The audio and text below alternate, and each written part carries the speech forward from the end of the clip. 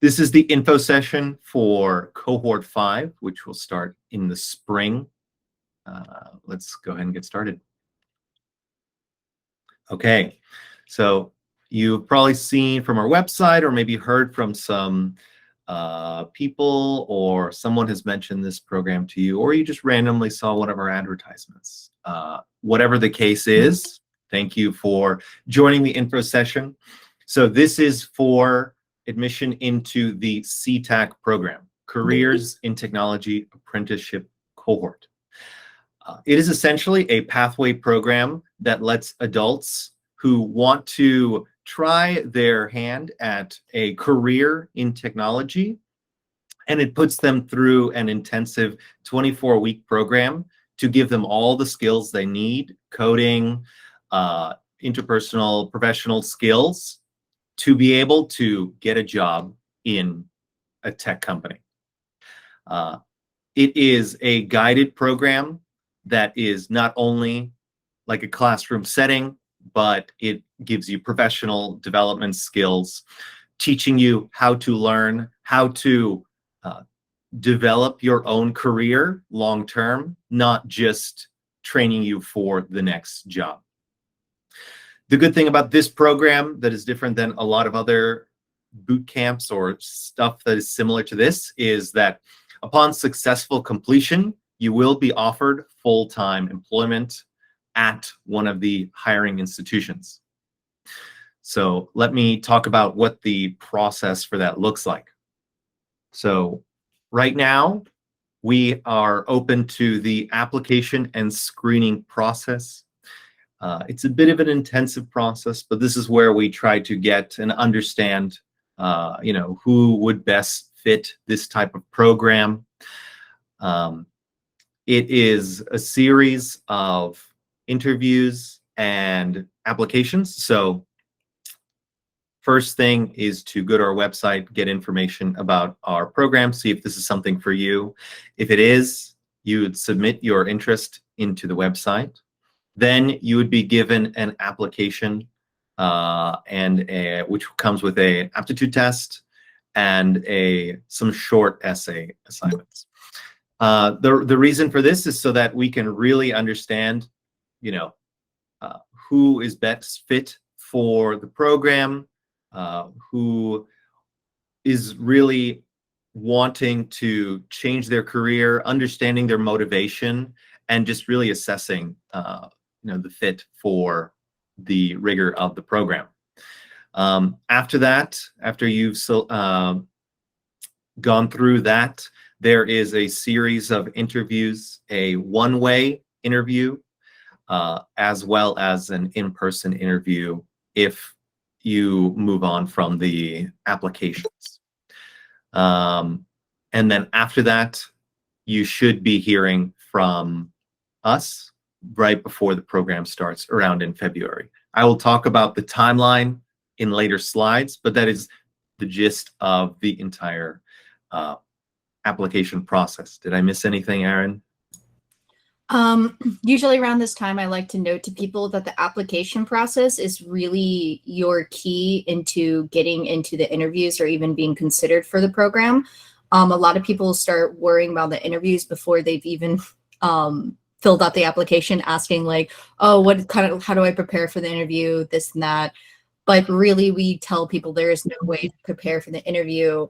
Your main goal right now, before anything, is to complete the application to the best of your abilities, to use your resources, and to really, take a dive into this application, because it's untimed. You're allowed to use the internet. You can do it in multiple sittings. So what we're really looking for are people who will take the time to find the correct answer to each question, will use their resources in order to fill out the application. So I would really recommend people focusing on that before even focusing on everything else that comes after that. Awesome. Yeah, so once you get through that, so that's been ongoing. We have about 3 or 4 months of that still.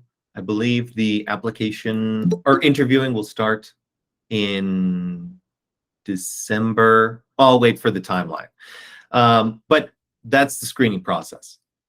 Then it will be a 24-week full-time 8 to 5 instruction portion that is classroom style. Even though it is a classroom style, it is a job. You do get paid to be in this program, which is also very different than a lot of other programs. It is full-time, it's self-paced, but also we give you a lot of resources, including instructors, assessments, assignments, supplemental resources, a lot of different things to make you the most successful during that 24-week period. During that period and upon completion, we will be assessing you on your fit in what type of role or what company best fits you. So we'll be assessing that during the instruction, but then at the end, once you have graduated, then you will be placed in a full-time role at one of our sponsored institutions. So you will be a full-time employee there, even though you will be with us for that 6 months. Our real mission in all of this is to really provide upward mobility within the community. We have primarily been in Charlotte, but we're really trying to provide this same program and opportunity to everybody in the nation. We are expanding to a few different cities that I will outline in the following slides. But our main goal is really just to provide upward mobility. These jobs are doable. This sounds very difficult, and it can be very intimidating for most people looking in. But we truly believe that all of this is very achievable, and we really believe that every individual with enough hard work can do that. We have 2 alumni on the call today, but we have successfully had 159 people graduate from this program. So that's 159 people whose life has been changed and who have gotten full-time tech jobs out of this, as well as promoting diversity and inclusion to the companies and providing that edge and that benefit to the communities that you are in. So who are some of our sponsors? We have graduated people from Truist, Bank of America, Ally, Lowe's, some really big names. This is just some of our bigger hires here, but we have several other sponsors that you can potentially be placed into. Some of the roles that are included in this type of program, it's a little bit more high skilled than your typical certificate role. So it's junior developers, QA testers, product managers, operations staff. These are truly career jobs that will set you up and put you on a path to really have a successful career long term, if you put in the work and have interest in this. How are we able to do this? Why do these companies hire from this program? I mean, the biggest thing is there's such a shortage and gap in tech talent that cannot be met in a lot of these companies. You've probably heard this, but it's really true. And that's how we are able to bridge that gap. A lot of these companies have found that even the amount of jobs that are open does not equate to the amount of people that are coming out of the traditional 4-year degrees. There's just not enough engineers, not enough talent to be able to fill the roles that these companies are needing. So they are looking to alternative programs like us to be able to fill those gaps, because ultimately what they have found is it's not the 4-year degree that has made those candidates successful. It's their ability to work hard, communicate effectively, at least have the baseline skills, and to be able to learn very quickly. I think as a former software developer myself, one of the biggest things for technology is just being able to learn. And I'm not even saying in the academic sense, just being able to learn, grow, and pick up new things. That's really the key thing to being successful in technology.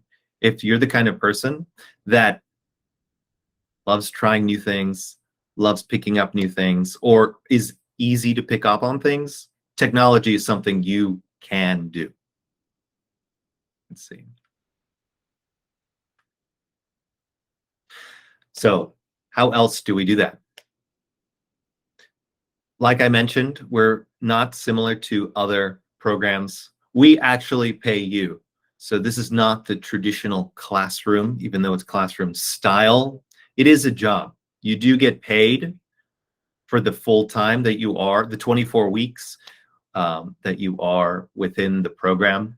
You get $17,500 stipend, and you get paid on day one, which is really great because we really try to eliminate any barriers you have to being successful and being able to learn. So we really try to be able to help there. We also have alumni mentors. As you can see, we have 2 here today and 159 past alumni that you have. This isn't only just a job or a program to get you your job. It's also a network, which we have found has been the most beneficial part of coming out of this program. Not only do we give you the skills and pay, we also provide you a network to be there and support you as you go on. You will develop camaraderie within your cohort, which will then enable you to have some people going forward into your career so that you are not completely on your own, even going forward, even when you're not with us anymore. And we also provide professional development, which we don't only teach the tech skills you need. A lot of the skills that companies are looking for are not just technical, they're also soft skills. You might have heard this before, but they're very essential. Being able to communicate effectively, being able to deal with stress, being able to work in a team. These are all very vital skills to being successful in a career. Again, we're focusing on your career success, not just getting you that job. We also provide wraparound services for those who need it: food stability, housing, transportation. We do provide laptops when you start the program, counseling, and a physical place for you to work. The program is in person. I'll talk about the hybrid nature of it in a moment, but we do provide you a space so that you can go have a dedicated workspace to work for all 8 hours. I know not everybody, a lot of the time, everybody's talking about hybrid work and all of that stuff, but not everybody has the resources or space to always, have a nice, quiet environment to learn. This is a difficult program. There's a lot to pick up on. We want to make sure that you have a dedicated space to be able to focus and be as successful in the program as possible. Anything I've missed so far, Erin? All good? No, I think you've gotten everything. The only thing I would like to mention is the role. So on the slide previous to this, a lot of those companies that you see listed are banks like Truist, Bank of America, Ally, Wells Fargo, US. I think all of those except for Lowe's. So a lot of people are like, well, I don't want to work at a bank. Well, you wouldn't be, people who go into these roles aren't going to be working at like, you know, the bank down the street where you get money out of the ATM. You wouldn't be working at one of those places. You'd be working at some sort of headquarters for these corporations or for these hiring institutions. And it may sound boring, like you're not going to be balancing spreadsheets of people's like deposits and everything.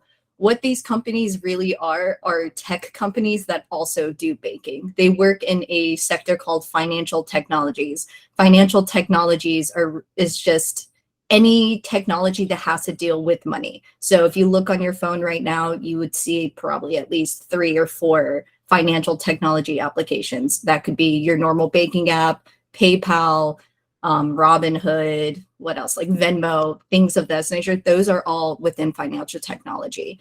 So you would be working for one of these companies in their technology sector. So don't think that you'll be sitting behind a desk helping people with transactions every day, because that's not what you'll be doing at all. Yeah, and that's all I just want to know. Thank you, Hector. Yeah, no, thank you. Okay, so like I mentioned, this is a hybrid program. We are Stiegler EdTech, and the CTAC program is primarily based in Charlotte, North Carolina. However, like I mentioned, we will be providing office space in the following cities: Wilmington, Raleigh, Dallas, Texas, Minneapolis, Detroit, and Atlanta. This list is subject to change based on interest, amount of applications, a slew of factors. If you do live in one of these cities, you will be required to come in if you do participate in this program. It will be in an accessible location for the majority of the city, but it is also possible that because of forces outside of our control, that one of these cities is no longer on our list. However, if you do apply and you're in one of these cities, you will be notified, and we will let you know as soon as we know. Each of these cities are in person, like I said, but the instruction will be all virtual. It's a hybrid program, but like I said, it's a self-paced program, but you will have an instructor. I will be your instructor, as well as several TAs or other program managers to help facilitate and answer questions. This is not just like oh, hey, go take these courses online and then you're good after 24 weeks.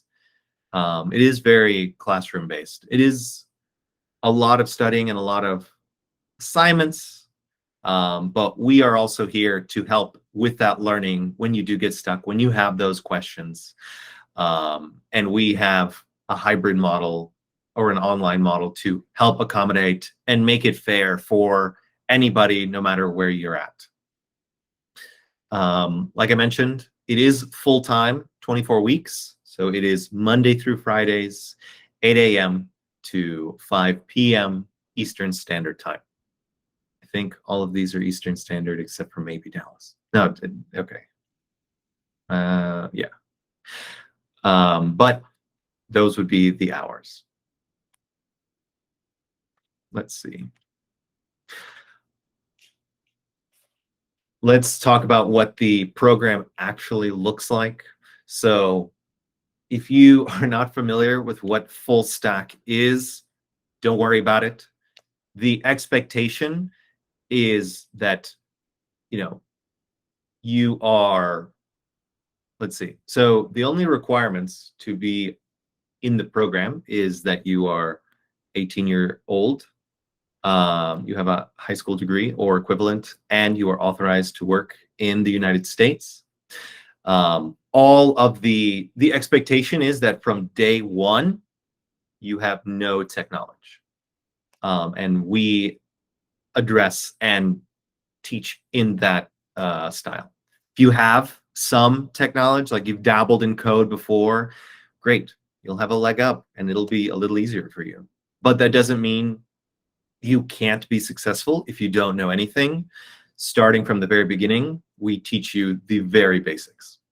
So for the first 12 weeks, everybody is doing the exact same thing. We go full stack 101, 102, and 103.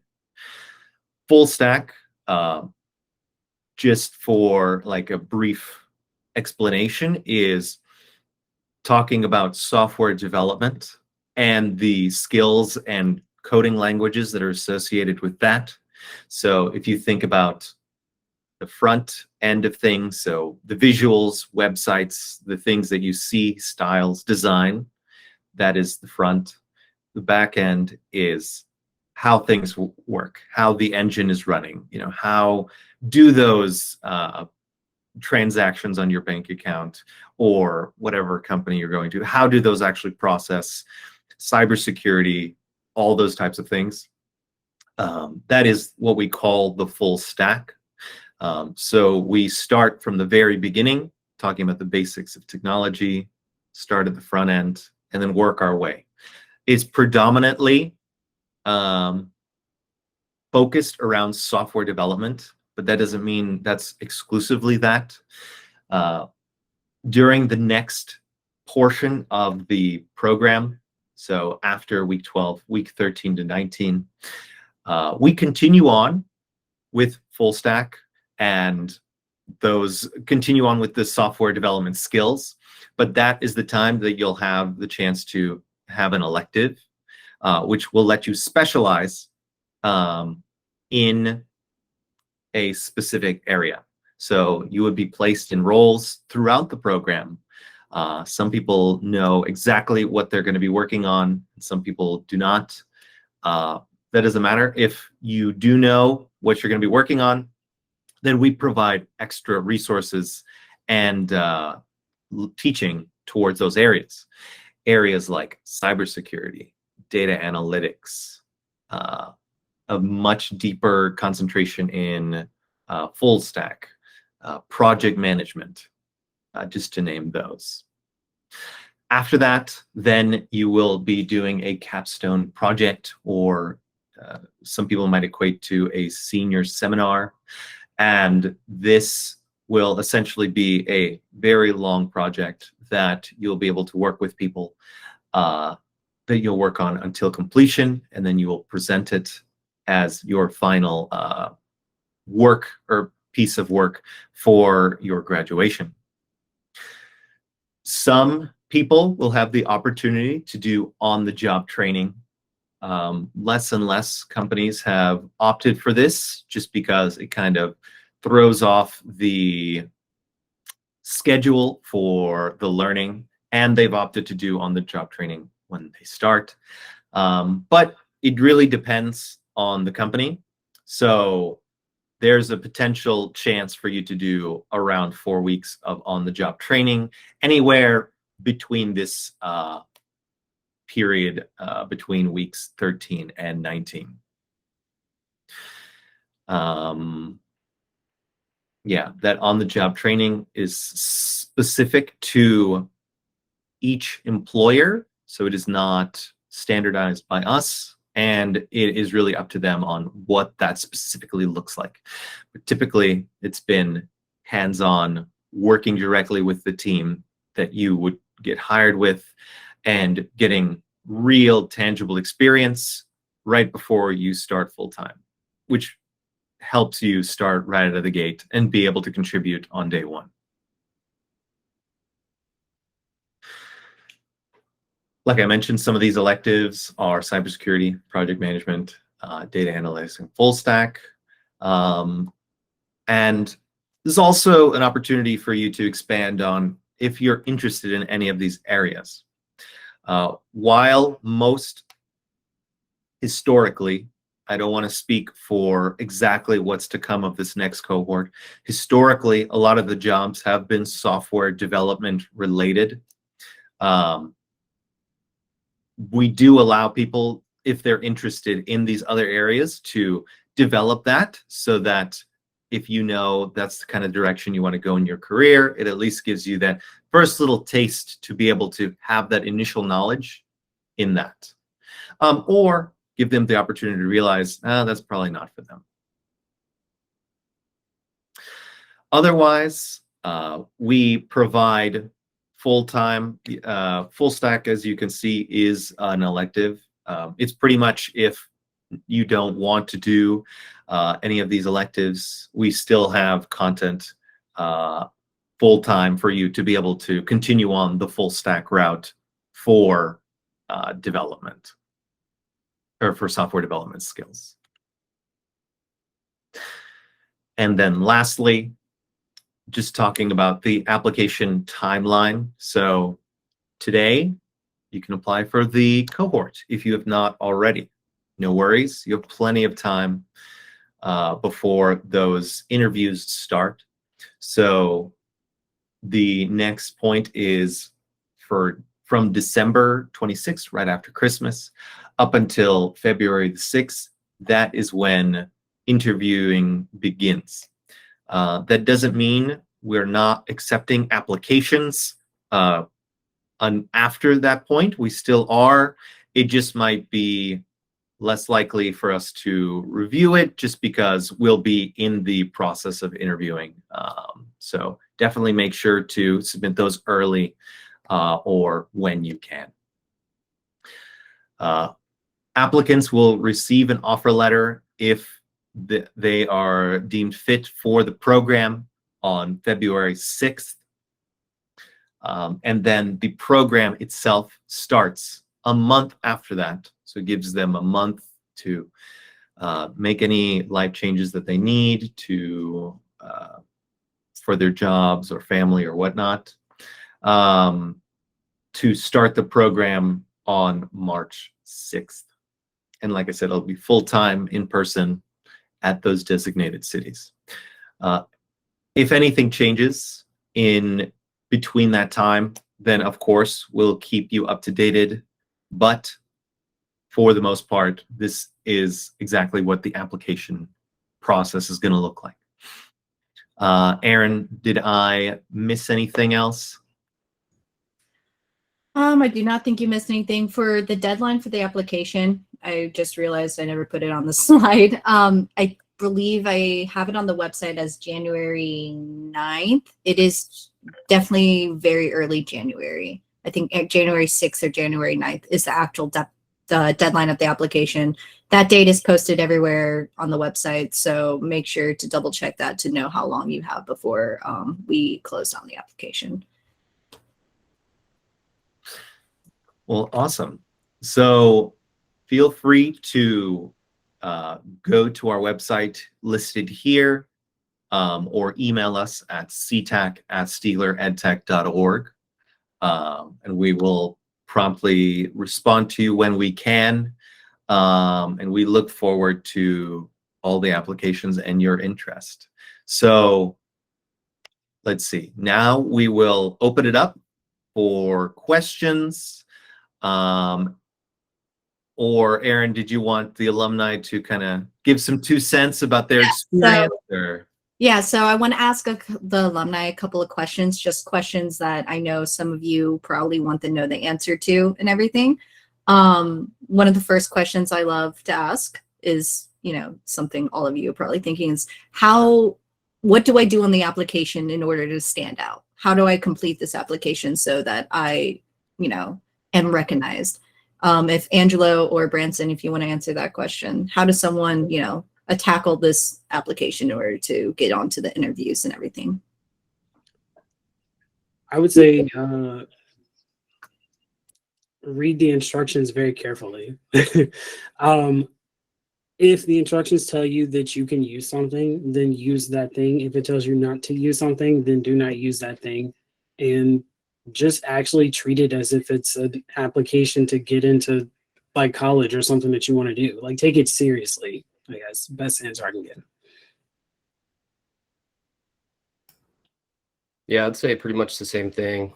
And give yourself time. Like, don't wait 2 days before the deadline and then start working on it. Like, if your best shot, really, to give yourself the best chance, you need to be looking at it and at least thinking about it now. I mean, you're here, so you might as well take your time with it and don't put yourself in a situation where you're rushing it. So then you can guarantee yourself that you've done your absolute best whenever you hit submit. That would be my biggest thing. And I guess just anytime that you can just show the value of yourself. Like, I don't know what the questions are. I don't know anything about what's actually going into the application, but I know from my experience, like, I was really trying to make sure that I could make it clear that I was very serious about it and that I did have what it took to do it. And that'll be really evident if you take your time and you try as hard as you can, like Angela was saying. That's it for me. Thanks, guys. Okay, and so another question I like asking alumni, because everyone also tends to kind of worry about this, is how did you guys go about filling the knowledge gap to be successful in your current roles? Because even though we are able to teach you guys for 24 weeks, it is only 24 weeks. It will be very hard 24 weeks. But once again, you know, we're replacing we're trying to replace kind of a traditional education someone does over 4 years within 24 weeks. So there will definitely be some knowledge gaps, but I want to know from alumni, how did you kind of go about filling those gaps between leaving our program and going into your full-time roles? So I would say, number one, like, just to kind of get rid of any sort of like crazy expectations, you are never going to know everything about technology. It's just, it moves too quickly. It develops too quickly. So you can learn general principles, but you're never going to be like, oh, I've got it 100%. There's always something new. So don't really be like, you're going to spend a lot of energy beating yourself up over what you don't know. Whereas I think that probably the easiest thing to do is just acknowledge that you don't know something and then go out and ask questions to learn what you can.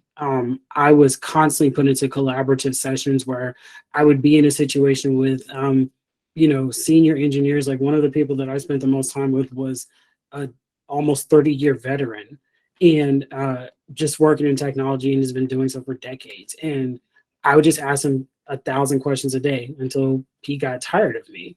And then when he didn't have the answer, then I would go and find other people to ask questions to. And then if they didn't, like, I would constantly do that because I value that sort of like one-on-one experience. And then also, like, never underestimate how, simple things you can use. You can use Google, you can use YouTube, you can use Udemy, you can find books on all kinds of things, you can read documentation. So I sort of assume that the answers are available and just put energy into locating them. And just try to make it easier for myself. Yeah, I would second everything that Angela said. I mean, what I was going to say was being resourceful, like coming in with the mentality of, I don't know everything, but I can at least try my best to find the answer, right? Or you can use people that are on your team as resources for you to be able to learn as quickly as possible. And also, I'll just be completely upfront. You are going to put more time in than most people. Like, you're coming in as someone that's coming from like a non-traditional background. You're going to have to work a little bit harder at least at the start to really get yourself grounded, but it's worth it in the end, 10 times over. So that's what I would say. Like, I mean, sometimes putting in the extra hours here and there, I'm not saying, making it to where I can't sleep or I'm like jeopardizing my health or anything, but just working a little extra and putting in some time to educate myself whenever I'm not on the clock. Because that's just what you have to do to be able to get to where you want to be in the career. And like Hector was saying earlier, this is really like an opportunity to make a career. Like, they're not hiring people to just, let's see how this works and then let's get rid of them. No, they want all of these companies that are partnering with CTAC. They want you to grow and they want you to be able to make the most out of it. And if you're doing that yourself, you're going to be in a great spot. Thanks, guys. Yeah, I really love asking that question because it does give insight on, like, try to remove that idea of imposter syndrome, right? The idea of I don't belong here, I can't do this, this is too difficult, all these people are smarter than I am, which is usually not the case. It's usually just your own internal, voice kind of playing against you. But we actually had a question put into the chat for you guys, for alumni. It was, what was the most challenging part of the program? So I always like asking that too. So what was the most challenging thing going through CTAC? What hurdles did you have to jump over? Oh, this is a good one. I would say easily you get in your own way more than anything else. Whether you can succeed or can't succeed, it's going to be based on your mindset. And it's also based on your discipline. You're going to have people of all different skill sets that are around you. Just speaking firsthand, like Branson is a person who just absolutely crushed me when it came to web development because he's awesome. But when it comes to, bettering yourself, what are you doing in your downtime? What are you doing in your free time? What do you do? Like, how are you taking advantage of what is made available to you? I would go on YouTube and learn stuff. Or I would reach out to Hector sometimes and be like, yo, can you help me out? I don't understand how to code this thing, make this function work. So for me, it was always sort of, you're like, if you're thinking like, oh, well, I'm not that good at coding or I'm not smart enough to do it. Like, I mean, to start, yeah, you're probably not that good, but just honestly, just sitting through, continuing to do the work. And it's just one of those things where like, you may not be able to see your growth, measurably from day to day. But when you're going through and you're sitting through doing all these things and you look back like 6 months from now, you'll be a much, much stronger coder than you were. Like, I do that all the time. It's awesome. Yeah, I agree with everything that Angela said. I mean, I think that the biggest thing that would hurt me, and I think a lot of other folks, was like comparing yourself to others too much, because everyone comes in with a different like skill level. Like, some people may come in and they already know some things, but probably the majority of people aren't going to know much at all. You have that as like something in common with people when you come in, and you can really use that to your advantage because everybody else is there trying to work towards the same goal that you are. Like, you want to be able to put yourself in the position where you can have a tech career. So when you start, you can't think to yourself, oh, I'm not good enough for this, and compare yourself to others if they seem like they've got it together. Like, everybody's going to have their struggles whenever you go through the program, and you kind of just have to accept that for what it is and use it to your advantage. Like, whenever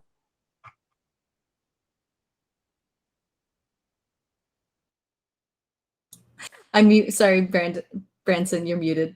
Oh my gosh, I've been muted muted the whole time. Oh my gosh. All right.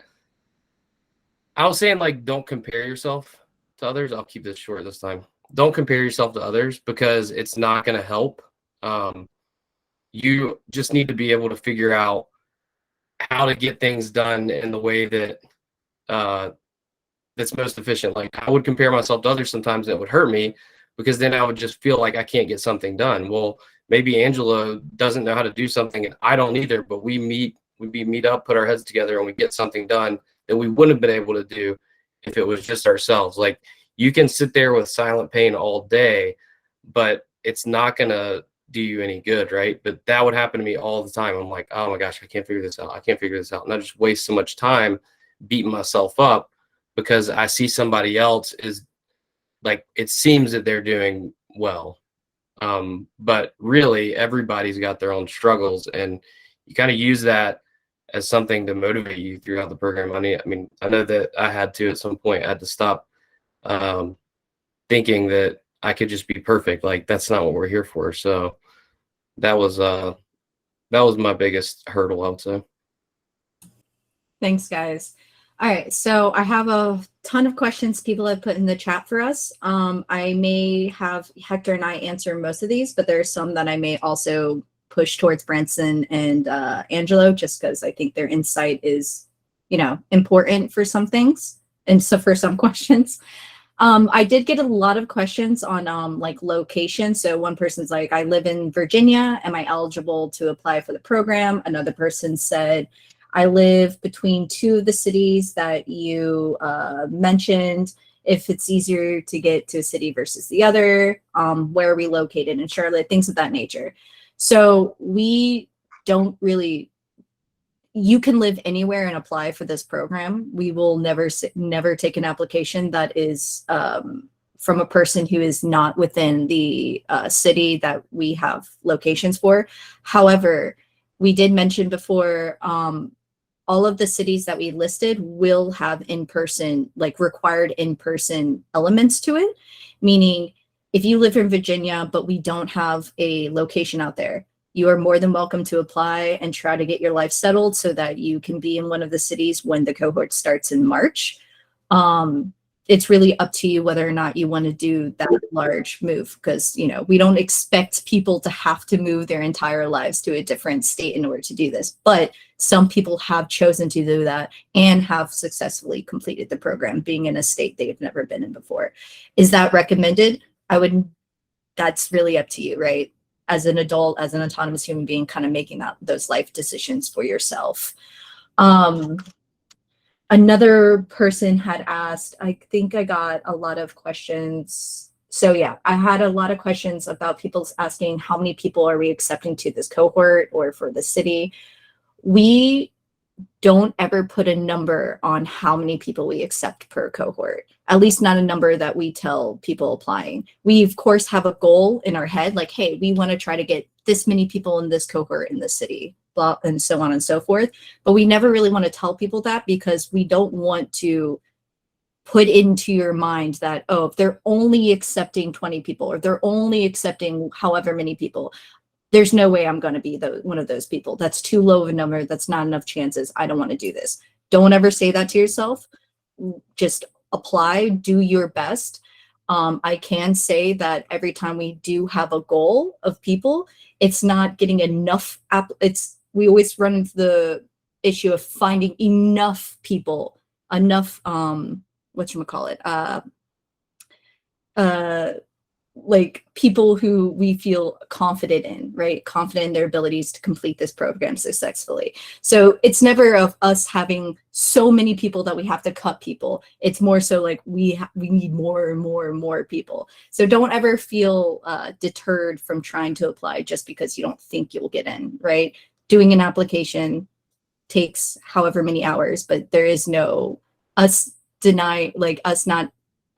denying your application is not the end of the world. We've had people apply from like for one cohort, not get in, apply to the next cohort, get in, graduate, and move on to their placement. So don't feel deterred if, you know, this isn't the time for you to apply to this program. We will have more iterations of this program in the future. Because I did have other people ask if I have like a pre-planned vacation that's during the program, or how do you guys settle vacation days while in the program?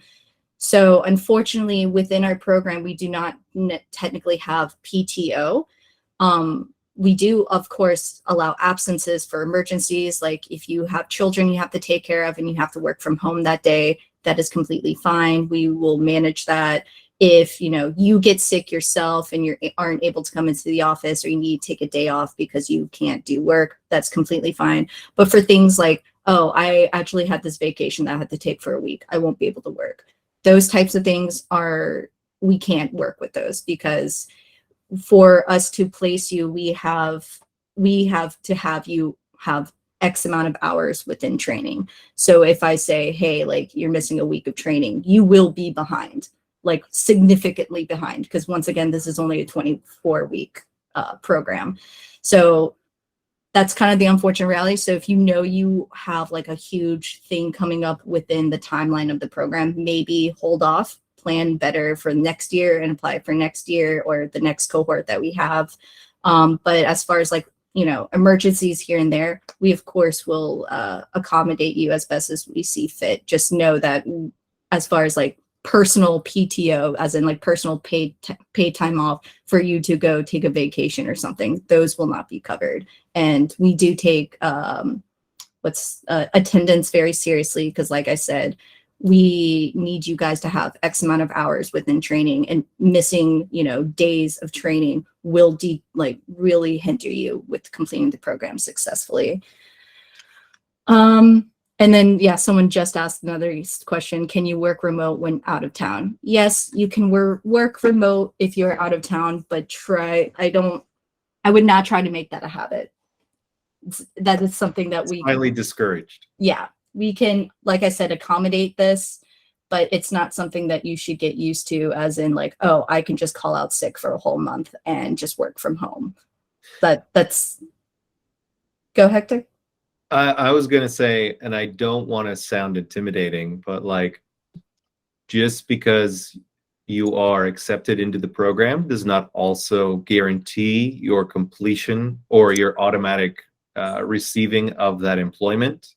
You do still have to do well in the program, and stuff like that. If you took off a whole month of a 6-month program, that would not look great on your professional image. So those kinds of things are things we also take into a factor. Not saying we're not flexible, but those are just things to consider. I had a question come in that I think the alumni would be great to answer this. We did kind of go over the difficulty of the training that you go through CTAC, but this person asked, if we put the level of difficulty of the training session, where you put it either from 1 to 10, for someone who's completely new to IT, but willing to and dedicated to learn new things, where would you put the difficulty of CTAC being completely new from 1 to 10? Yeah, I saw that one. Here's what I would say. It's as difficult as you make it. Like, if it can be, I mean, this isn't easy by any means. I can't put a number on it either, to be completely honest, but it can be a lot easier if you're coming in with a really good mindset. Like, just saying like, oh, I'm willing to learn new things, and you're always curious. Boom, you're good just with that. That's going to help you a lot. A lot of it is mindset, because it's going to like grind you down. You're going to have weeks where your material is covered that you don't understand the material very well at all. Like, just being honest, that happens all the time. But then certain weeks you're going to really understand the material, and it's going to be great for you. And that's where, especially being in person and actually having people at locations that you can lean on and work with, you can really make it a lot easier on yourself just by having that network within the program and working with your peers to make the process easier. Now, it is a grind though. Like, you're going to have like days where you're going to have to put in a little bit of extra studying, or you're going to have to really go through material multiple times, whenever in some cases you can learn it, boom, just like that. It's just being flexible and being curious and just always willing to learn. That's going to make it way easier than it would be for somebody who isn't of that mindset. Now, the same from 1 to 10, I have no idea. I mean, it's hard. It's definitely hard. So I would say 1 to 10, it's a 10, easy 10. I like what Branson said. The program itself is going to challenge you in a bunch of different ways, more than just technologically. In order for you to really be able to develop the skills that you need in order to succeed, it's not only going to require you to be able to do research and find out things for yourself, but you're also going to have to collaborate with other individuals. That in and of itself can be a challenge for someone that, let's just say, maybe you're not the most sociable person. You have to learn how to work on a team. If you're not very team minded and you tend to kind of fly through everything solo, then you're going to have different avenues that are going to challenge you. So I don't think that there's any single person that went through it, breezed through everything, and didn't level up as a result of the program. So you may be really, really good technologically, but you're going to have to stretch yourself in other ways in order to succeed. And that just kind of comes with the territory itself. Working in technology as a whole is more than just sitting at a computer. It's developing a lot of other soft skills, as they had mentioned earlier in the presentation. Yeah, just add on to what he said. I always like to tell people there's the saying of you can be the smartest person in a room, you can know everything in and out, like definitions, technology, whatever. But if you aren't unable to communicate with people around you about what you know, no one's going to listen to you. No one's going to care what you have to say if you don't have those those personal skills, those soft skills of being able to communicate your ideas effectively, to ask questions effectively, and things of that nature. Okay, so I have a couple of people asking me things about the application and the interview processes. So for the application, someone had asked if the aptitude test and the written case study portion, because it is separated into two different parts, if they're weighted equally, yes, from your position, yes, they're going to be weighted equally, meaning you should try as hard as do your best on both. There shouldn't be one part you're slacking on compared to the other one. Do your best on both of those, take your time on both of those things, use your resources on both of those things equally. Someone had also asked about explaining more about the interview process, specifically what is the difference between the two-part interviews. So I think I had said this earlier, do not worry about the interviews. If you have not submitted your application yet or haven't even started your application yet, then don't even worry about the interviews, because the application is really going to be what gets you those interviews and what continues you down that path of the assessment and getting into the program. The only difference you need to know right now about those is one is just a one-way interview, and the other one is an interview with a staff member. Someone also asked if we could elaborate on housing and childcare assistance. So I have a lot of people ask about the housing service that we provide as a resource. So the housing service we provide as a resource is more so like housing for someone who literally doesn't have like a home, where they don't know where they're going to be living in the next, days, weeks, months. So they're going to be something that is more like assistant housing. So usually assistant housing are, like hostile environments with shared living spaces, shared bathrooms, and they usually have a 90-day period. So this is someone who's going from homeless or, on the brink of homelessness to this. This is not for someone who wants to relocate for this program. We do not provide relocation stipends.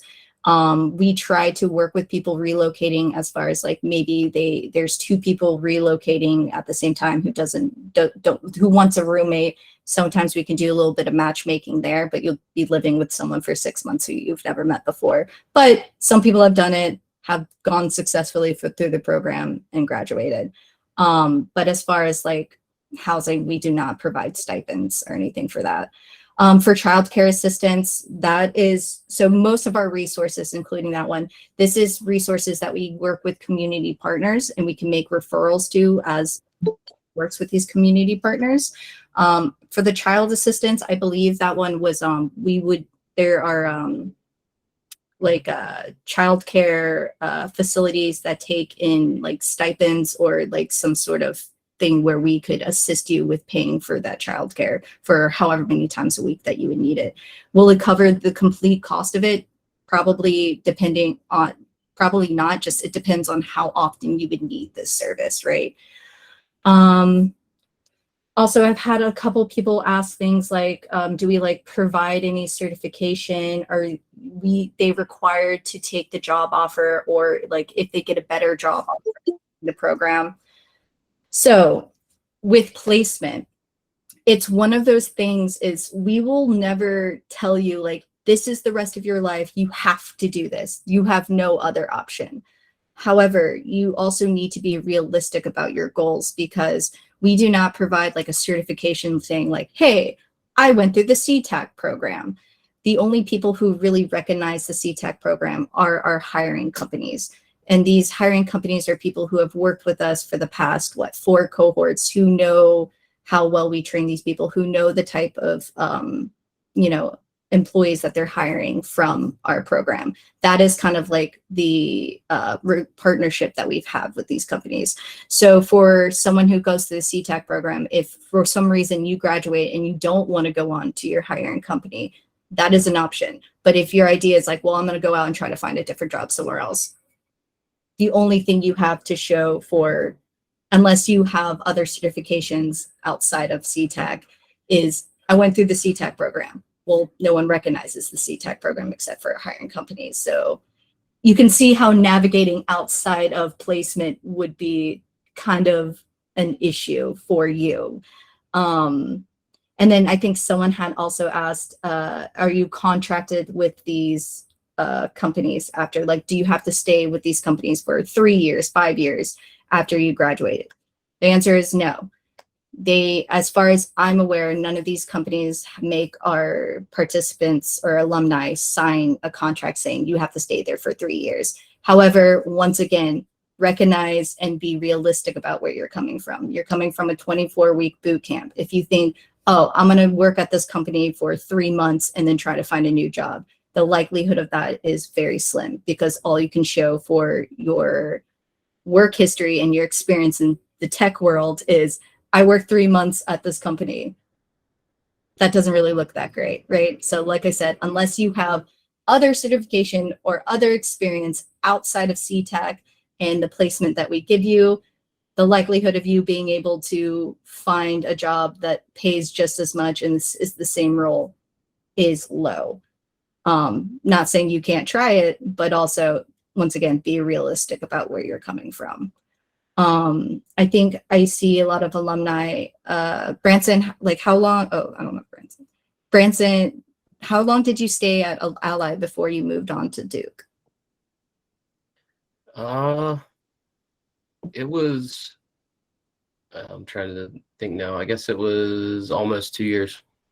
Yeah. And I've seen a lot of alumni have the kind of the same experience where they do stay at their company for a year, maybe 2 years, and then they kind of, they now have enough experience, enough, things to put down for a new employer to be like, hey, this is what I can do. This is what I can provide to be a vital part of your team. And then they move on. So like Hector has said, Hector and Branson and Angelo have said, this is an opportunity to start a career. We never assume your first job will be your last job. We don't want your first job to be your last job. But also you have to realistically put expectations in your head. Like, you're not going to be able to make, $6K in 6 months. Like, just be realistic with your growth, right? Not to put Branson on the spot, but how did you hear about the position that you're in now? A recruiter hit me up. So yeah, I mean, and the thing is this is very, like what Aaron is saying, is very common in the industry. Like, you're not going to be getting recruiters emailing you or sending you messages in your LinkedIn in the first year, because they want to see that you've put in the work somewhere else. And then whenever you do have that experience, then you will start to get a little bit more of that kind of communication. And I mean, I was actually somebody who was like, I'm never going to use a recruiter. But then, like, the right place, right time is how it worked out. Somebody else from the cohort that I was in actually used this recruiter to go to Duke, and then they referred me to the recruiter, and it sounded like a good opportunity, and it was. But I had talked briefly with so many others where I was just like, you know what, now I'm just going to stay at Ally. And that's just something that you make that decision when you start having those opportunities. But I will say, like, I didn't leave Ally because, like, oh, I disliked Ally or anything like that. It was just like, for my career growth, it was the right move. But I would say for, in most cases, like, these are great positions that you're going into, and it's going to give you a really good opportunity either way to grow inside the company, or to have the opportunity to go somewhere else and either get into a role that you wanted to be in, or get a raise in pay, whatever it is. Having that that foot in the door is so huge though. So I'm glad that you started expanding on that, because another question someone asked are like, what types of jobs are being filled? Like, what roles do we hire for and everything? We had listed a couple of those roles. Most people go into just like a general junior developer role. But we also have people, we've had people go into cybersecurity, project management, things of that nature. Just know that everyone who works in anything in technology, or even in just like larger higher institutions like companies, right? You're probably going to hate your first job. You're probably not going to like your first job. It's probably not going to be exactly what you want to do in technology, or be working with people like the type of people you want to be working with in technology. But just know that you are now in a position to change that for yourself, right? The first thing is to just get your foot into the door. Which doors you go down is completely up to you at that point. So Pasha, who was the person who created this program, he always likes to say, when you're in a position, a role, or somewhere that you don't like, you should always have one foot in the role you're doing and then another foot in a role that you're trying to go after, right? You should be trying to be like, okay, I'm doing this now, but in the future, I want to do this. Let me start making steps and connections and learning things towards this other avenue, right? So, yeah. Yeah, and those are all like topics and conversations that we try to have with you as the program goes on. So definitely don't try to stress about it all right now. We definitely try to help and coach you through all those things. I also had someone ask, my goal is to work in the cloud. Is this program a good segue? So I'm assuming you're saying you want to do something with like cloud computing. Yeah, definitely. I'm like this, we've been saying, this program is just for you to get your foot into the door to have a career in technology, so that you have something under your belt saying like, hey, I work in technology. And then, you grow yourself in the direction you want to after that. So yeah, this is a great segue. If you want to do cloud computing, you do your placement, you get into a role, probably won't be in cloud computing, but you can still be thinking that, making connections with people who actually work in that role, to even, get a better insight, like, is this actually what I want to do for my next career move?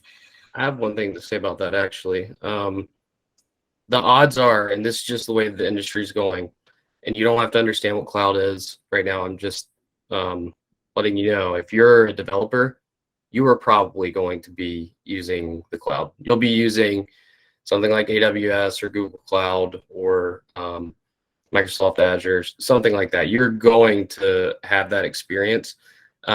This program is going to give you the foundation to be able to work in a role like that. And if you're a developer, like I said, there's a really good chance you're going to be working with a cloud platform and doing something along those lines, because it's just the way that everything's going. Thanks for elaborating on that.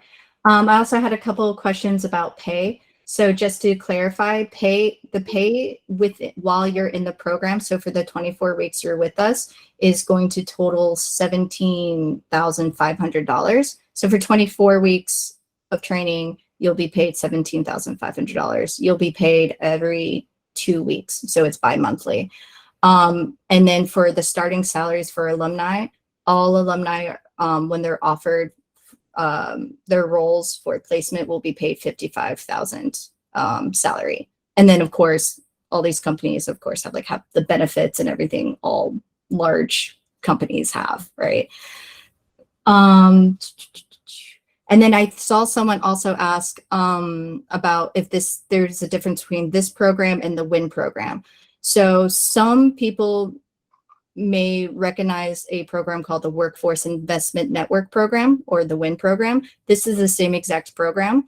The WIN program was ran under Carolina FinTech Hub, which is a nonprofit organization within Charlotte, but that program has now transferred to CTAC to Stiegler EdTech, and we've renamed it CTAC because of our national expansion. So this is the same exact program few changes as far as like staff, locations, and stuff go, but generally will be essentially the same. Sorry, I'm just trying to look through more questions. I don't want to forget any questions. Oh, this is a great one. So for Angelo and Branson, someone asked, what are your current job titles and roles? I can take that. Almost can take it. I am a cybersecurity analyst. So basically, I work in cybersecurity and do data analytics. And was that your original role when you got placed to Ally, or have you changed roles? Oh no, I started in cyber. So Oh, okay. yeah, I stayed with Ally. I'm a Java developer, but I end up doing other things as well, like SQL and some AWS stuff, some JavaScript stuff actually now too. Kind of all over the place, but mainly Java, Cool. which is a back-end language. Yeah, and then I've had a couple people ask about the application, about like how many people do we accept versus the number of applications we receive. The unfortunate reality, I think I said before, we do receive a good amount of number of applications every year. However, it isn't our issue isn't the number of applications, it's the number of applications we think reflect someone who is willing and ready for this opportunity. I think historically the number has been around like 3%. So only 3% of applications that we've accepted actually move on and get placed with the program. Now, that sounds like a really scary number, but also you have to keep in mind that there are people who fill out this application and I can see how long it took them. They only spent an hour on it. And that's a lot of people. A lot of people see this, fill out the application as quickly as possible for whatever reason, and then don't do, well. So I wouldn't let that 3% really scare you, as long as you know that you are putting as much effort as it deserves, and you do it to the best of your abilities. You shouldn't, worry about that number I just threw out there. Does the level of education you have matter? Is getting accepted? In other words, GED? No. So the only things required for this program is that you are 18 years of age, you have a high school degree or equivalent, meaning a GED, and you are legally allowed to work in the United States. Those are all. So the level of education doesn't matter. Actually, on a side note, I am a graduate of the CTAC program. I do not have a college degree. I only have a high school degree, and I was working as a barista before this. So obviously, where you come from, we don't care. As long as you are, I keep forgetting the word, apt enough, and do your best at the program, I'm sure you'll be fine. I have a couple people, I think, raising their hands in order to ask questions out loud and unmute themselves, and that is more, we will definitely allow that. So Israel Harbin, if you want to unmute yourself and ask your question out loud, feel free to do so.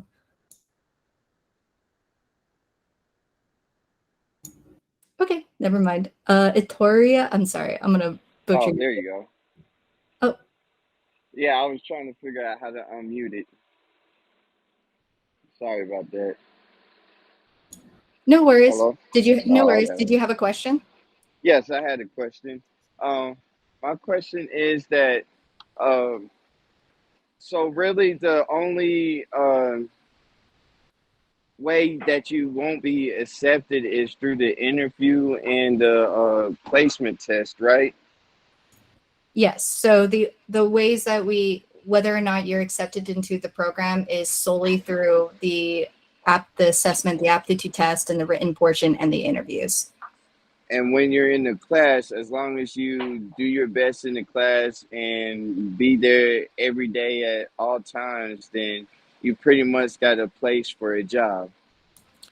Yeah, so this actually will answer another question someone asked about, have there been instances where individuals and cohorts did not complete the program? The unfortunate reality is yes.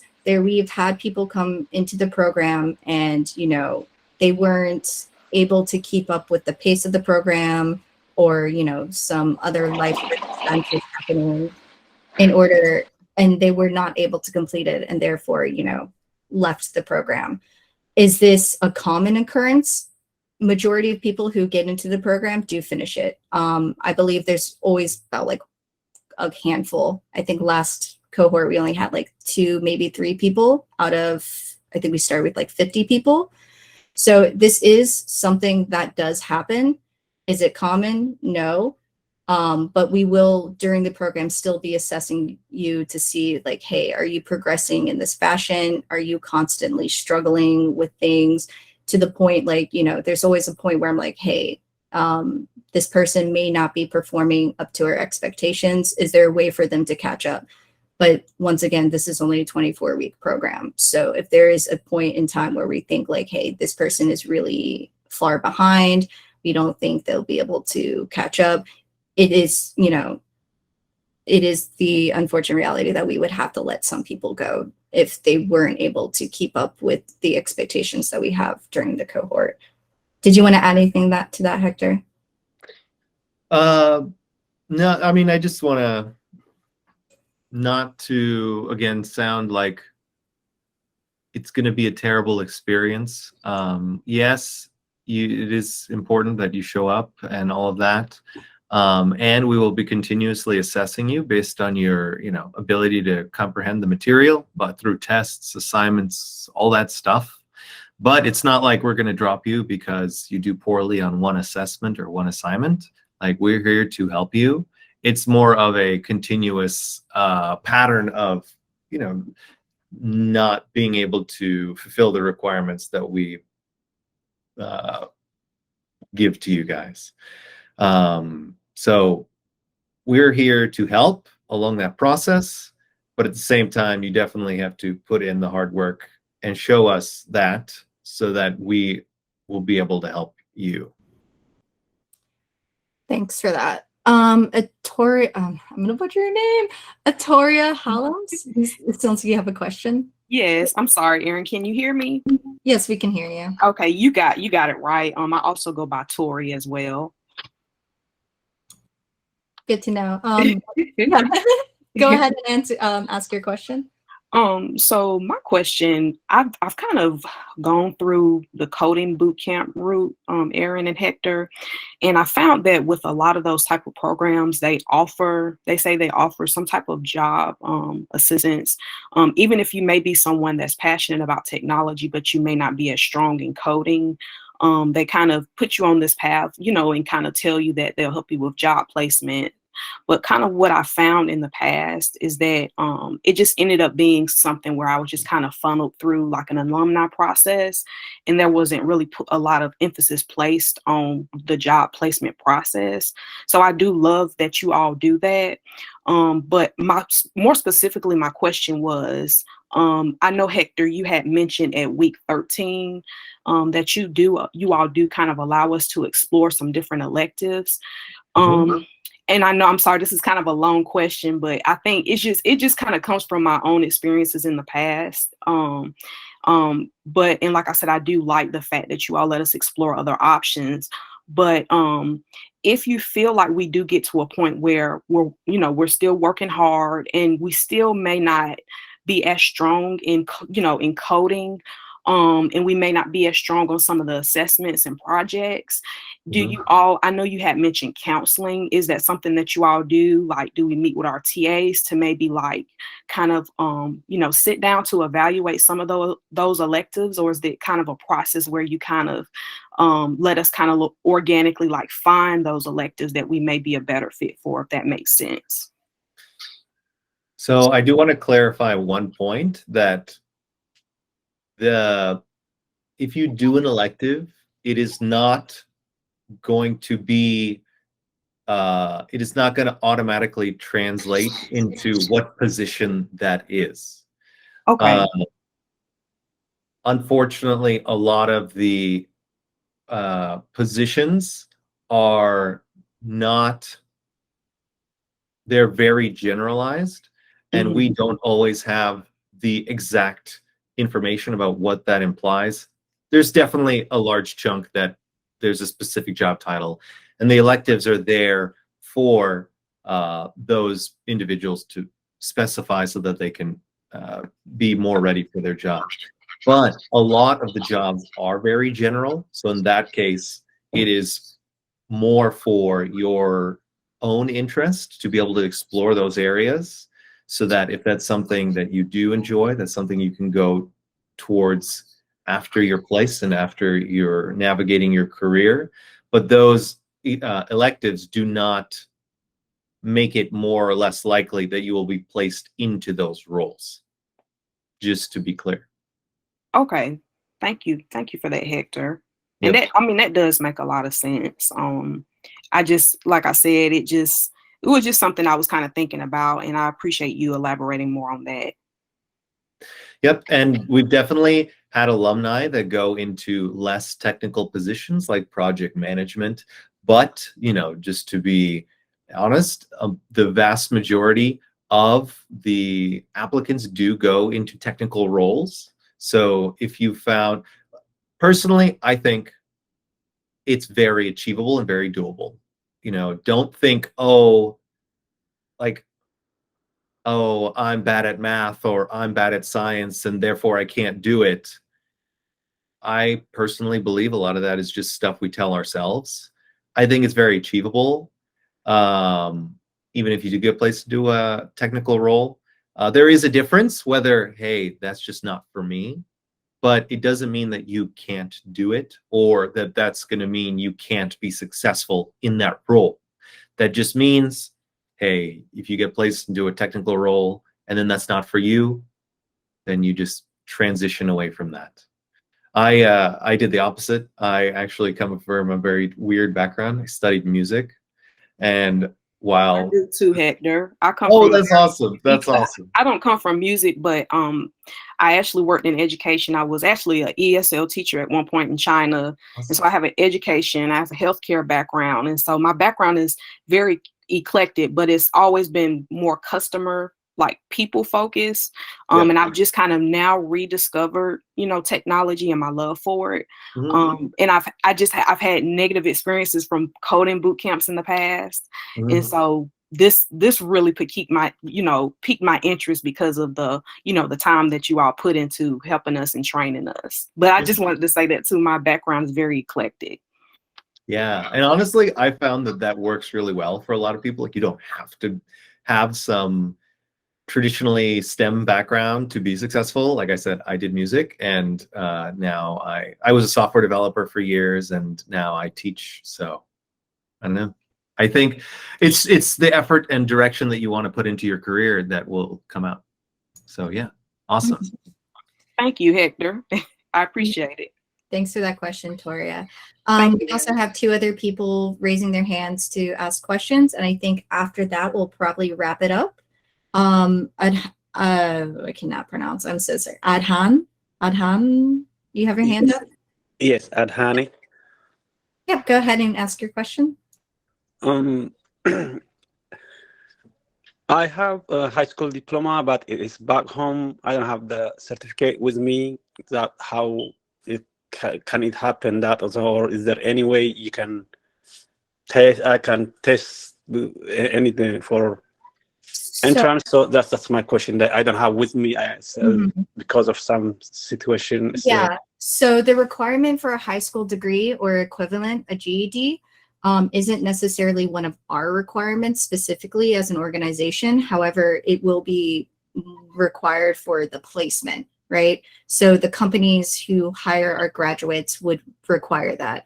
That being said, I don't believe, and this is just me from my own assumptions, I haven't researched anything about this. I'm sure you have.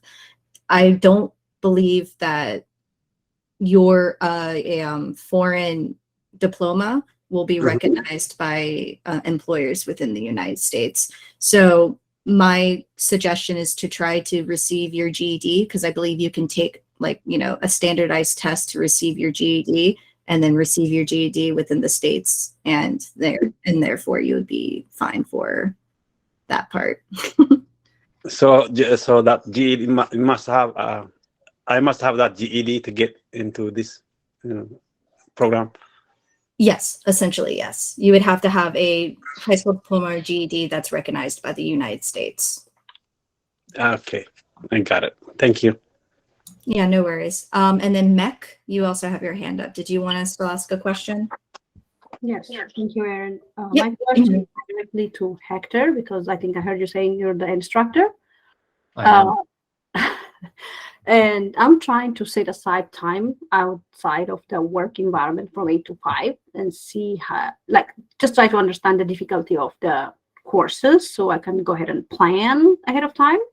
So, like, most of your students probably have some, hard times. So, in average, how much time outside of the work environment do they spend personally?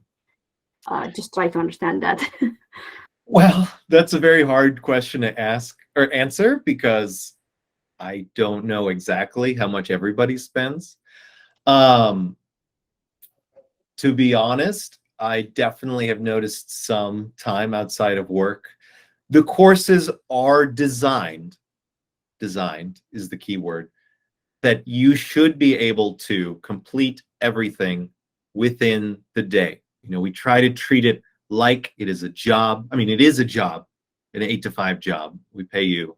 But we try to make it so that if you are diligent and putting in, effort all day and trying to, get the information, you should be able to achieve all of the information or all of the assignments and tasks within the day. Of course, really varies person to person. I cannot tell you exactly how many hours it's going to translate to. Like I said, I've noticed definitely some people have had to work outside. I don't know, how many, I can't even give an estimate. But it's just really dependent on the person. I would say it should be very achievable to complete all of your work within the given time. But again, it is difficult, so it's really just depends. Thank you. No, thank you. All right. Thank you, everyone. I hope that we covered everyone's questions to the best of our abilities. If for whatever reason you still have questions that you are unable to find the answers for on our website or when reviewing this session that will be posted publicly and will be announced when we post it publicly, then feel free to email us at the email that we provide at the end of the slide deck that was presented before. It's going to be just ctac@stiegleredtech.org. I put it in chat. Hopefully it doesn't get lost in chat with everyone saying thank you. But yeah, just ctac@stiegleredtech.org. You can ask us any questions there. Yeah, and I definitely want to thank the alumni again for taking your time out on a Sunday to come and, answer all the questions, represent the program, and share your experiences. I'm sure everybody really appreciates it. I know I deeply appreciate it. So thank you so much. I want to be respectful of your time. Erin, I'm okay to stay after a little bit if there's some extra questions or no? No, it's fine. If you want to stay, like everyone who's here, if you feel like all your answers were all your questions were answered and you want to head out, feel free to do so. We will it will not bother us. But if you for some reason still feel like you still have questions unanswered, yeah, feel free and we can stick around to answer those. Yep. Angela and Branson, you're free to go as well. But thank you everyone for joining us. Yep. Thanks for having me. See you guys. Bye. And we'll just wait till everyone has filed out a little bit. Oh, and you don't have to stick around if you don't want Erin either. I mean, I wasn't trying to put you on the hook for that. I'll stick around. I'm scared about what you're telling people. Doesn't trust me. You see, the instructor has all these, crazy ideas, is what she's trying to say. Yeah. All right. So we have a couple people still have it. They just raise their hand. To Mom, I'm sorry if I messed that up, but go ahead. Yes, I mean, that's correct. It's tamam. Yeah. Well, I thank you all. I applied last year, and I wonder if there is a way to like get feedback, or if I did something wrong last year. I mean, I remember like I had few interviews with you, but then I didn't have the work permit that time, so that's why maybe we didn't proceed, or you didn't proceed from your side. So I just wonder if there's a way to get feedback or something. You mean feedback from your interview from this previous cohort? Yeah, I mean, like if there's a way to learn about my mistakes, let's say if I did something Okay, wrong yeah. last year, just to Feel do free, better. feel free. So I have access to, because I believe it was either I or Pasha who had interviewed you. Feel free to email that CTAC email if you want to gain feedback. I don't really feel comfortable with providing feedback about applicants in this public space. So yeah, feel free to email us there, and we'll be able to maybe have some notes about the interview process from that time and be able to kind of reflect together about it. Yeah, that's good. And I believe I did good that time, just like I didn't have my work permit. Yeah. But now I'm ready. That's awesome. Sounds good. Hector, someone asked in the chat, are you the only instructor? Also, how many TAs? I am the main instructor, and there are going to be, currently there are 3. We are hoping to hire a few more. So that number will vary, but it should be a good amount of time, or there should be plenty of resources per student to be able to reach out to. So yeah. Yeah, and the TAs will be available, working hours 9 to 5, 8 to 5, Monday through Friday. They'll be available to answer any questions. And, if, we've noticed that a ton of people have the same questions, we'll of course have sessions to kind of go through material we find people are struggling on specifically and everything. So I would not worry about there not being enough resources or people to help you. We also had someone was raising their hand. Ashley Gray, I believe. Yeah, if you want to unmute yourself and ask your question. Okay, can you guys hear me? Yep. Yes. Okay, awesome.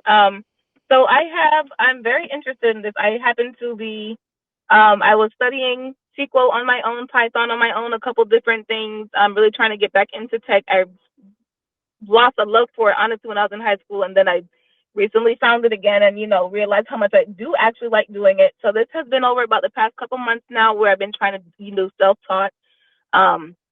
And so far it's doing okay. I have the YouTube videos that I reference along with the sheets and the free websites that I can go off of, but I do have 2 small children that get in the way.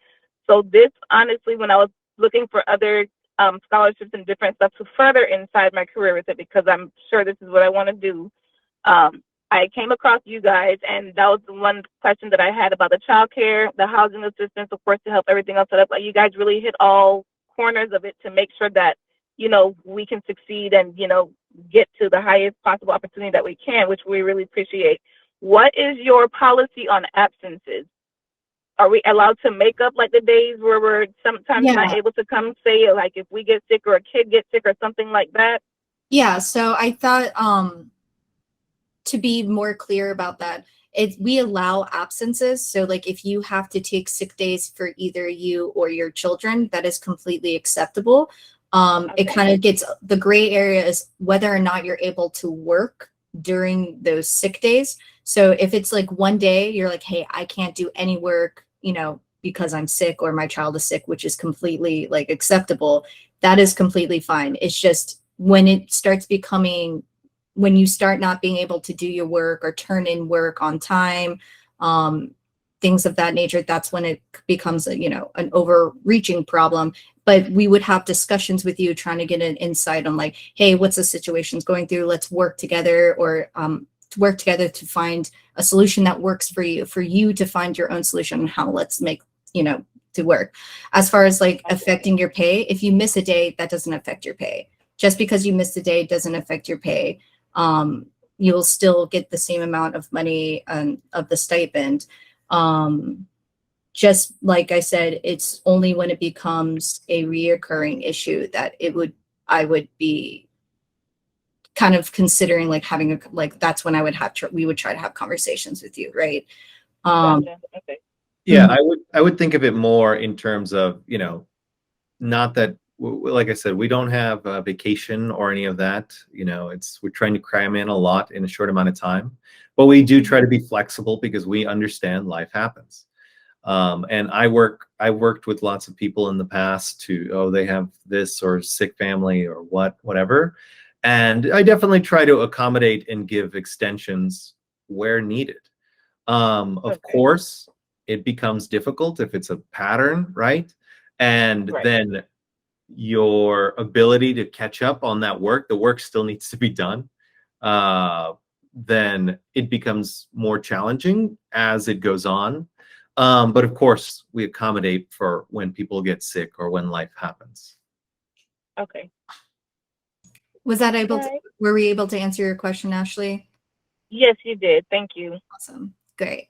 Someone else asked about what part of town is the facility in Charlotte, north, south. So the facility in Charlotte, the one that we're currently using, we're not going to be using next year.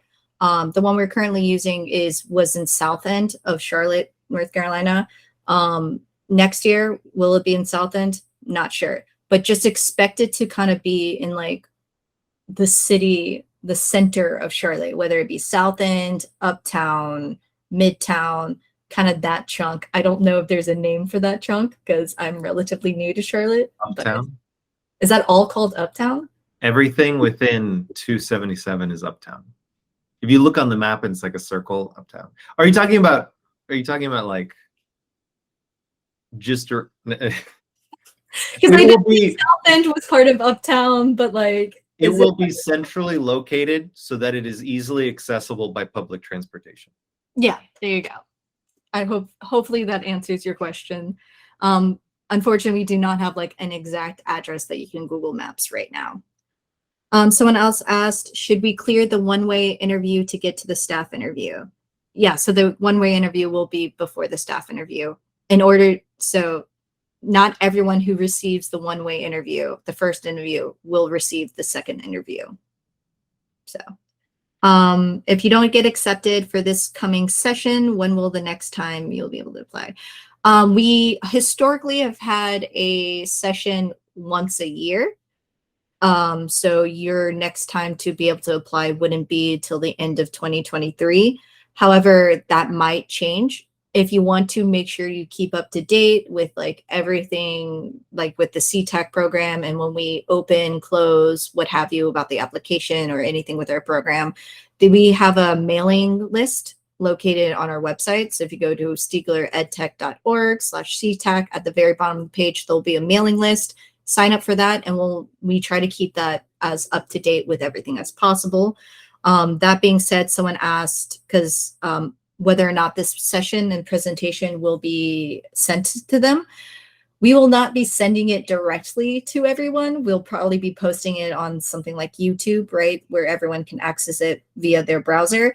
But we will definitely be notifying people through the mailing list. So everyone who we have the contacts of through our mailing list that this has been posted.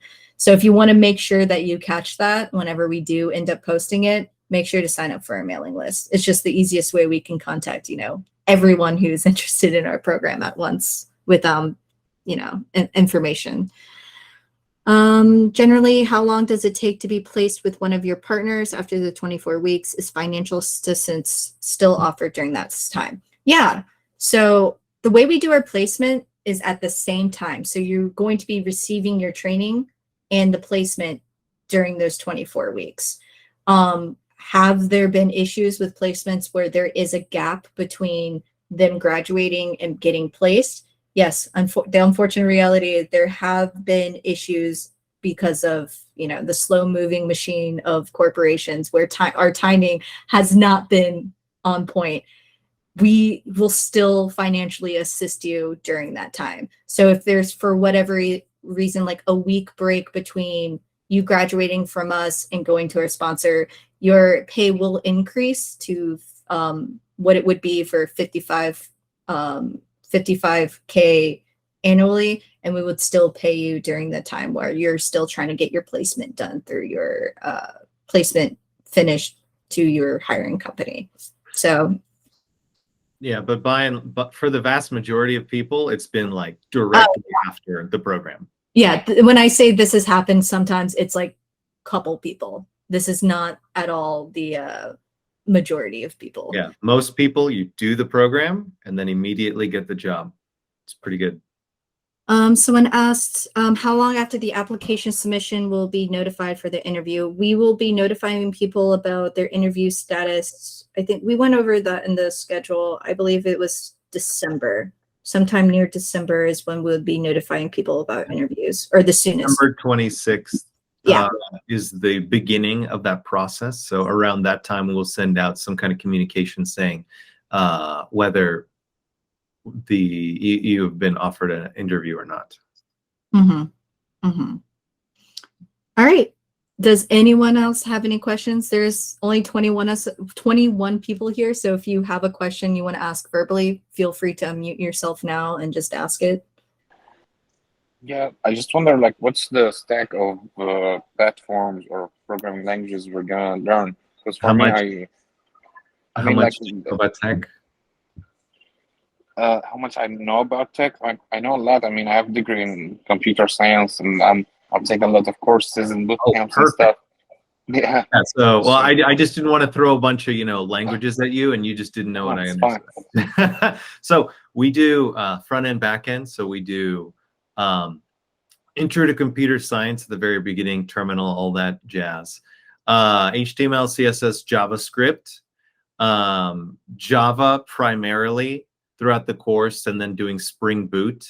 Then we have electives getting more in depth of like front-end frameworks. And then those are the main languages. We do cover AWS, a lot of DevOps topics, some testing. I saw a question, not like crazy in depth. And then a lot of, like DevOps related things, Docker, different testing suites, Jenkins, a bunch of stuff. But the primary languages are JavaScript and Java. Yeah, that's good, because we still have like 2 months or 3, so we can, I mean, take a lot of courses and get like ourselves ready for this program. Yeah, go ahead and do it. I mean, that'll make you that much more prepared and make your experience that much better.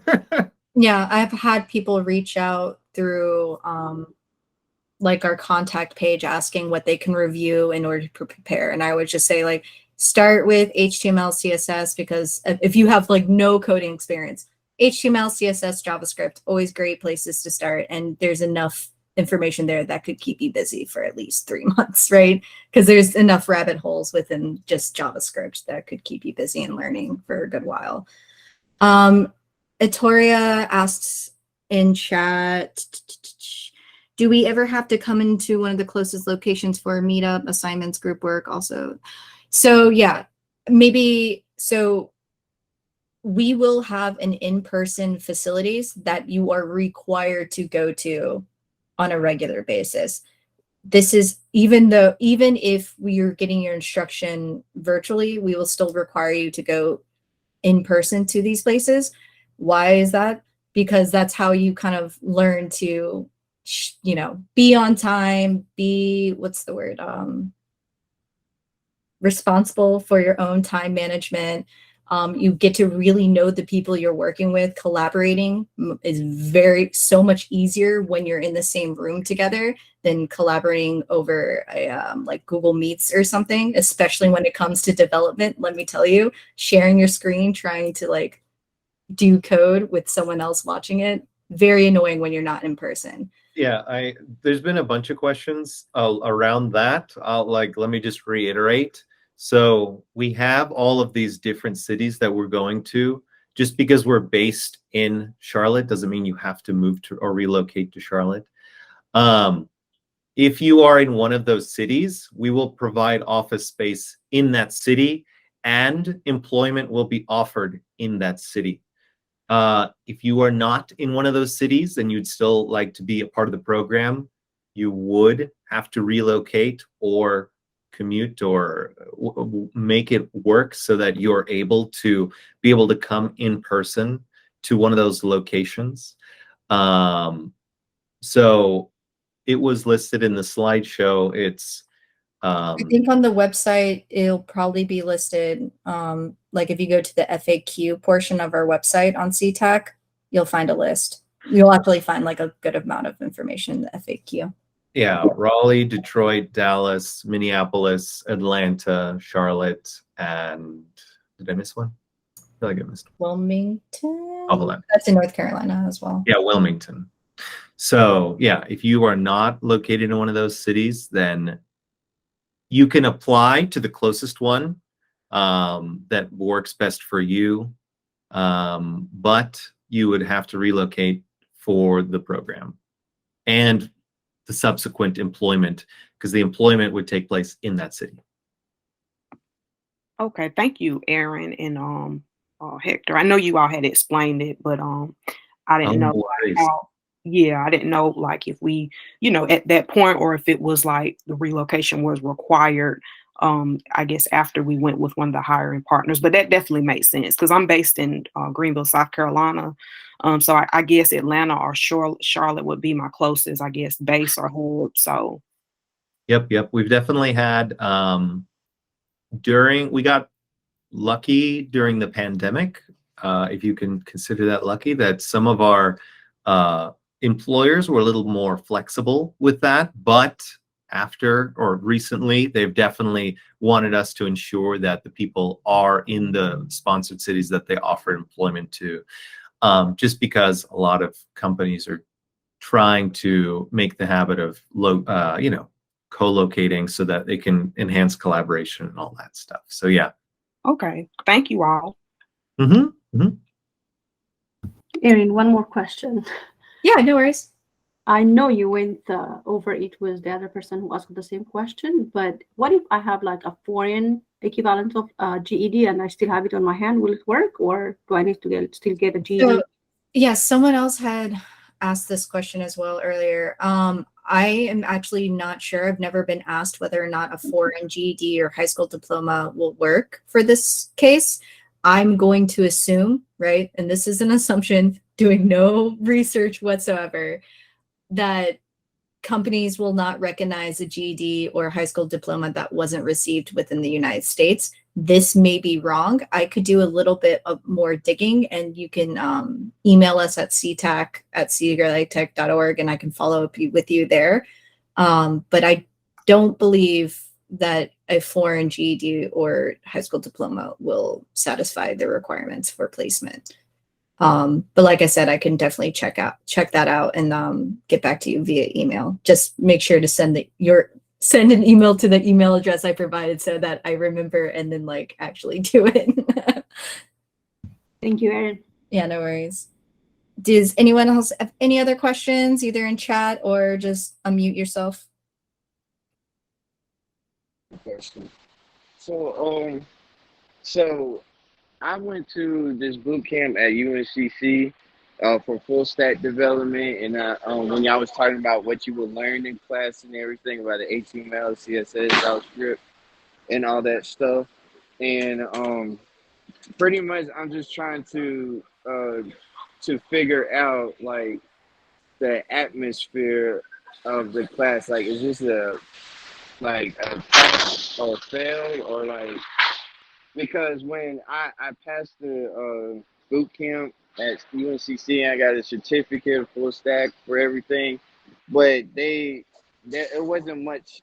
It didn't help. They didn't help me like the career service, because I had to fetch my resume, show it to them, and then it just kind of died after that because I didn't really get no help. So I was just trying to like get some like confirmation and understanding, like if I'm willing to understand and listen and learn from whatever y'all teach, and then put all my effort to it, and then it's just for some reason I don't pass.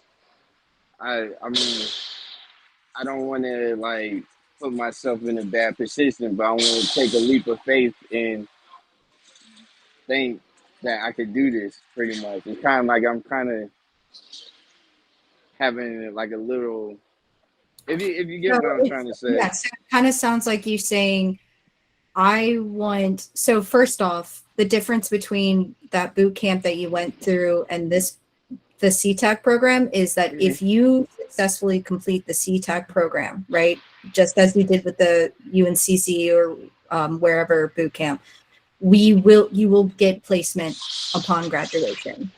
Okay. So we don't give you a career manager that you just have to follow up with for however long until you get a job.